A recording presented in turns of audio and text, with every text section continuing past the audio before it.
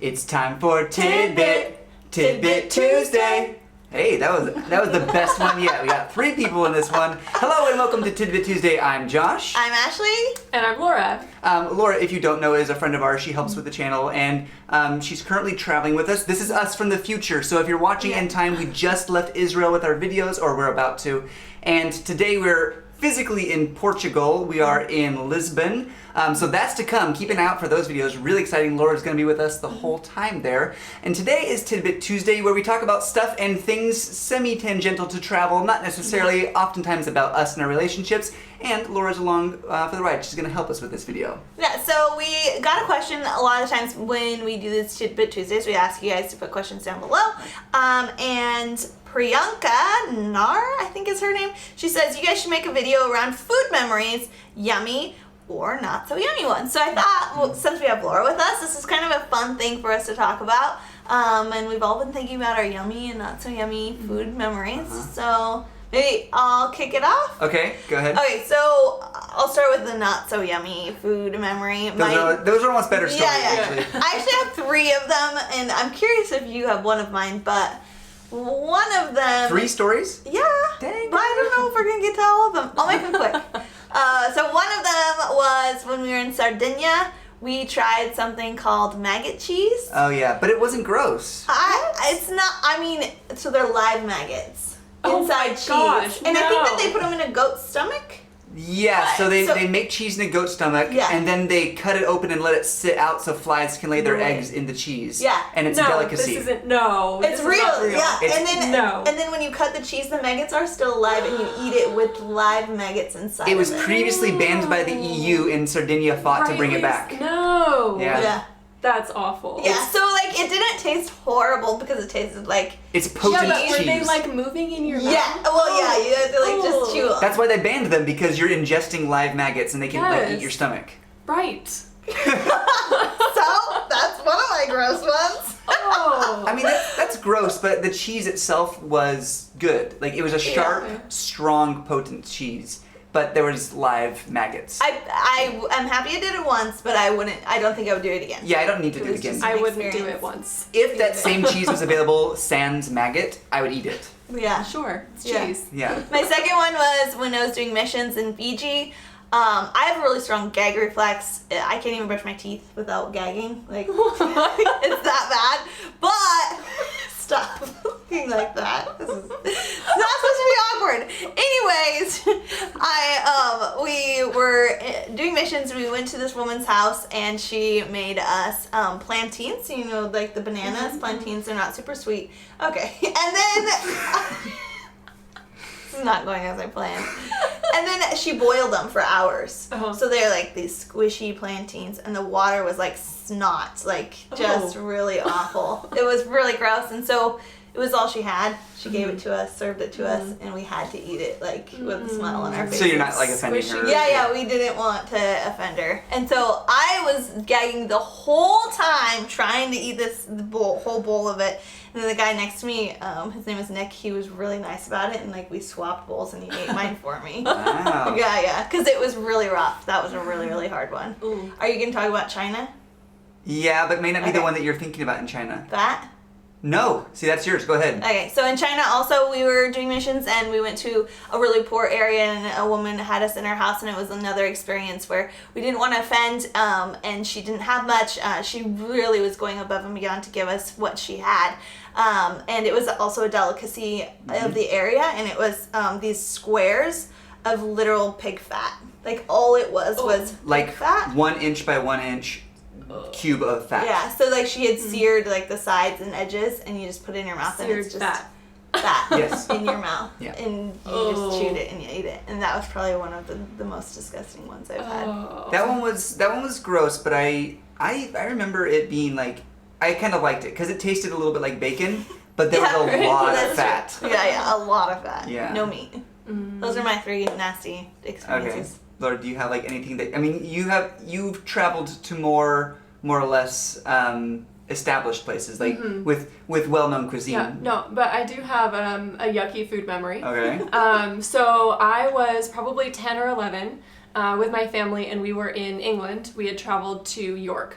And we, earlier this day, we had gone on a tour of York through the years, kind of. It was like an indoor thing where you ride in this little car, and it shows how York had developed over the ages. And it was very, very lifelike. They had little like farms, livestock with We've been to York and we did not see that. animatronic That's cool. animals, and they made it very realistic. There were certain smells and sounds to emulate whatever you were seeing. So in the farm, it smelled like a farm. I don't know, you know how there's something about smells that trigger memories? Yeah. It's just really, really strong. Yeah. So we had done this during the day, and then we decided to go out for dinner, and someone suggested Mexican food, which I will just say that I've never had good Mexican food in the UK. In the UK, yeah. It might exist, but I've never experienced it. So anyway, we decided to go to Mexican food. We order our meals. I ordered a burrito. My burrito came, and I hadn't even cut into it. I just smelled it, and it smelled exactly like the ride. Like riding through the farm, it smelled like manure. Oh no. And I didn't want to like say anything. My parents were having conversation with the other people we were with, and I didn't want to interrupt, but I was just looking and smelling this burrito, and I could not bring myself to eat it. And then I was like, well, what do? I can't eat my dinner. So I had to get my mom's attention, like, Mom, I can't eat this. And she was like, honey, it's fine, just eat your food. And finally I had to just come up to her and directly say, my burrito smells like farm manure. I can't eat this at all. And she smelled it and totally confirmed that it actually smelled like manure. That's so funny. So it wasn't just your it wasn't just nope. She was like, it actually smelled like poop. Oh no. So you didn't eat it at all? I didn't eat it. No, I did not eat that burrito. I don't know what I ended up eating, but it wasn't the burrito. So do you have a thing about Mexican food now? Like you? No, I love Mexican food. Okay. Yeah. I love it. Okay. Just maybe don't seek it out in the UK unless that's changed. I don't know. Let us know. Is there good Mexican food in the UK? Mexican food? Yeah. Okay, so I had to think about it for a while because I kind of have an iron stomach. I don't have a gag reflex. I don't care. Like I ate the fat fine. Yeah. But I do remember eating something that was not super good. Again, we were in China, and this was over 10 years ago now, maybe 12 or 13, maybe 14 years ago, and we were in this town, well, technically in Tibet, in a place called Shaha, I believe. And we went to this little restaurant. We were literally the only foreigners there. That area of Tibet had been closed off for at least a year, I think. And we were the first people who had been let in over like a year and a half. It was very cool. And we went to this little hole-in-the-wall place. It was a second floor. And we ordered a bunch of stuff. And I had some amazing fried bananas there. They were caramelized fried bananas. But I also had one of the worst dishes I've ever had at the same place. And it was this kind of black, red, chunky soup, and I don't really know what was in it exactly, but after the fact, I learned that it was based on dog blood. What? So the red and the chunky bits was coagulated blood. Dog blood. Dog blood. Oh no. So I ate dog blood. It was not good. I don't think I had that. I don't remember. That was Corey and I who had done that. Yeah, so, I didn't have it. Ashley wasn't there, and I just even talking about it was making my mouth water because like it wasn't your good. mouth water. But like That's usually a good well, no, thing. like, you know when you think of sour stuff and your mouth waters, Okay. It's like the throw just up. like puckering and like going, oh. Yeah, so it wasn't good. It turned out it was dog blood, and I don't need to have that again. So that's pretty gross. Yeah. No, not puppies. No. I can tell another really gross story real quick. Okay. In the same area, we saw a grandma. There's this little kid that had like snot coming down his nose. She put her mouth on his nose and sucked the snot out and then spit it out. Yeah. That's grandma status right there. It was legit like love.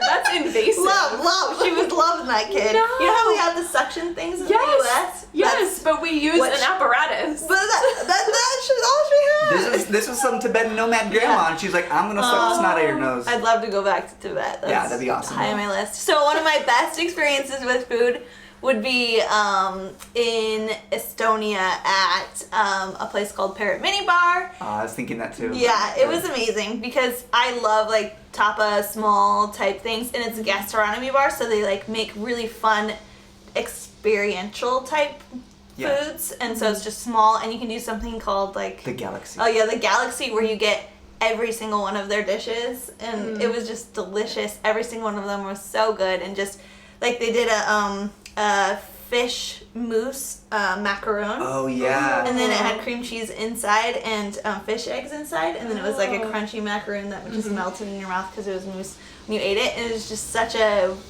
strange but delicious experience. Yeah. It's very cool.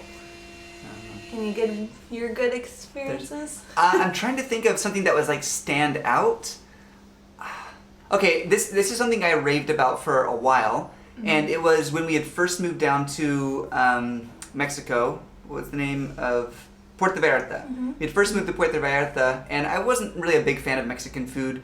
We come from Washington State in the Pacific Northwest, so we don't have like good Mexican food. It's American Mexican food, and it's just whatever we have on hand. So it's fine, it's whatever. But this is the first time I had real Mexican food, and I fell in love with tacos al pastor.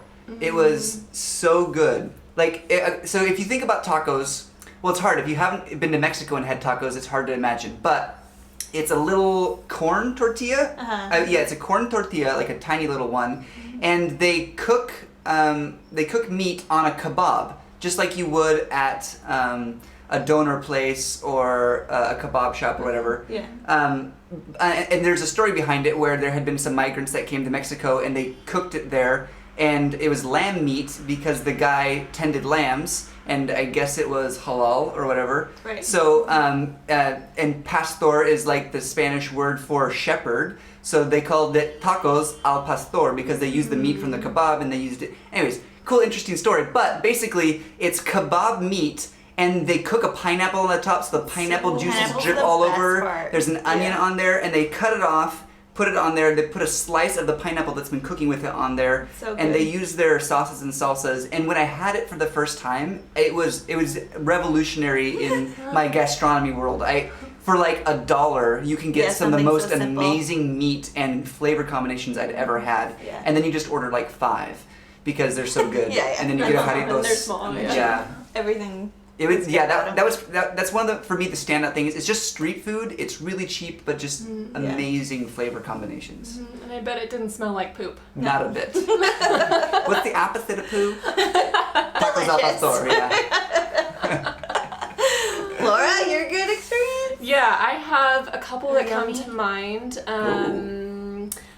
So one of them is when I was studying abroad. I studied abroad in Paris, and there was this fondue restaurant that my friends and I would love to go to in Montmartre called Refuge des Fondue, and it's this tiny little kind of hole-in-the-wall place that just gets packed. It's this minuscule restaurant, but always full of people. And it's a very small space, so they just have 2 long rows of tables on either side of the room.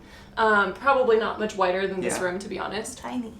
And it's so tiny that the side against the walls is bench seating, the other side is just regular chair seating, but you literally have to climb over the table to get to the bench seating. Like step on the chair, climb over. There could be people seated next to you, and just like don't kick their fondue over on the way. There's writing all over the walls where people have signed that they've been there. It's just a really cool atmosphere. Yeah. The fondue is really good. I don't know if it's the best fondue in Paris, but for me it was more about the experience of the place. And they also serve wine in baby bottles, which is kind of funny. Like with the nipple attached? Everything. You telling me about that. Yeah. Like practically, So maybe interesting. it's so that when people are climbing over the tables, they don't knock a bottle or a glass of wine over. But there's a bunch of adults drinking wine, out of baby bottles. Wow. Yeah. Now I really want to go there. It's a fun place. Yeah. It's a fun. Again, I don't know if the fondue is the best. I wouldn't consider myself like a food connoisseur by any means. But it's the experience that I remember for sure. It's funny how like a food flavor is as tied to a memory of a place as just the actual taste itself. Right. Because like the Parrot Mini Bar, admittedly, everything there was amazing, but the whole thing was an Atmosphere. experience. It Yeah. was an atmosphere. Yeah. There's a speakeasy bar down below that you can only get into with a secret password. Watch our video if you want to know about that. And just the lighting, the atmosphere, the personality of the waiters and waitresses that brought it in there, that made that really special. Yeah, totally. Yeah. Yeah, so down below, if you guys would let us know about your yummy and not so yummy food experiences, because it would be super fun to hear those, as well as like if they're in other countries or maybe in your own country. We'd love to hear from you guys. So I hope we encourage you guys to get out. Wait, you do this on Tuesdays. I do, actually. So, Way fam, I hope we encourage you to get out there and travel today. Just kidding, that's our normal outro. He always does this. And she always says that. And this has been TidBit Tuesday. Thanks, Laura, for coming along. Thanks for having me. If you want to see more of Laura, keep an eye out for our Portugal series coming up. But first, we have Budapest, Vienna, and Bratislava coming up. Yeah, we just finished that, and I can't wait to share with you guys. So All right. bye. Bye. See ya.